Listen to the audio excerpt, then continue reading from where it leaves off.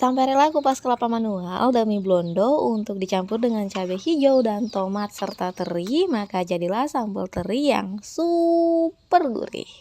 Assalamualaikum, selamat datang kembali di Kana Official spesial episode membuat sambal teri yang super pedas, super gurih, super wangi.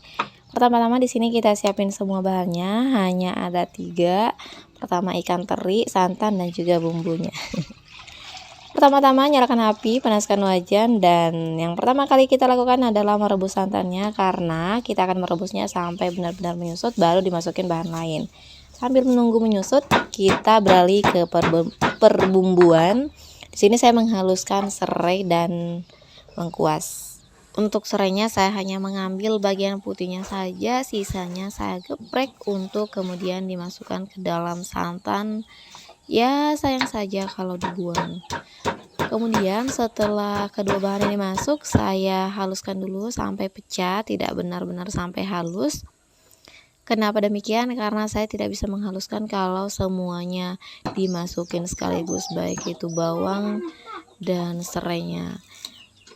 Jadi bagian yang paling keras itu yang saya masukin dulu, kemudian kalau sudah mulai pecah baru saya masukin bahan bawangnya. Di sini kali kedua saya menangis ya teman-teman, kalau urusan mengupas bawang merah, mengiris bawang merah saya paling tidak kuat.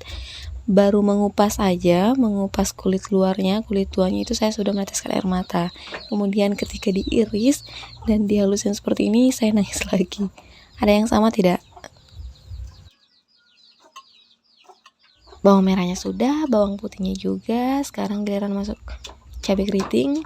Kalau teman-teman tidak suka pedas, boleh dipakaikan cabai merah besar saja atau sekalian nggak usah pakai cabai-cabean.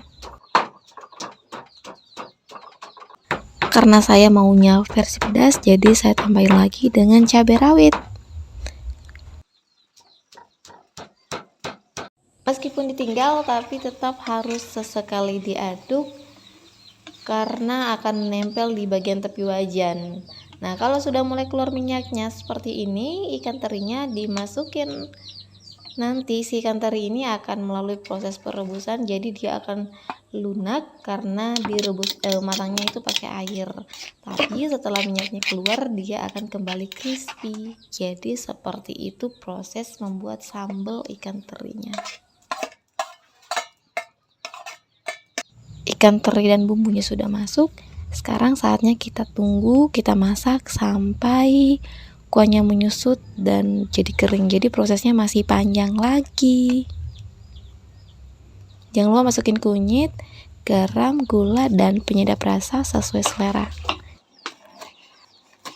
Sambil menunggu kuahnya menyusut, saya iris-iris cabai hijau besarnya juga. Kenapa pakai cabai hijau besar padahal sudah pakai cabai keriting? Karena wanginya beda, rasanya lebih cocok saja kalau ikan teri dipasangin sama cabai hijau besar. Selain cabai hijau besar, saya juga ada tomat, dan kedua bahan ini nantinya akan dimasukkan bertahap, tidak sekaligus.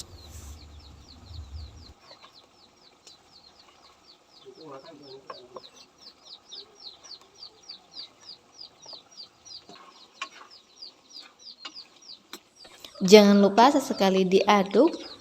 Kemudian setelah mulai menyusut baru kita masukin cabai hijaunya. Kenapa tidak masuk tomatnya juga?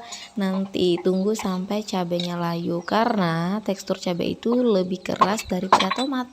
Jadi butuh waktu yang lebih lama. Kalau dimasukinnya bersamaan, cabainya belum matang, tomatnya udah layu.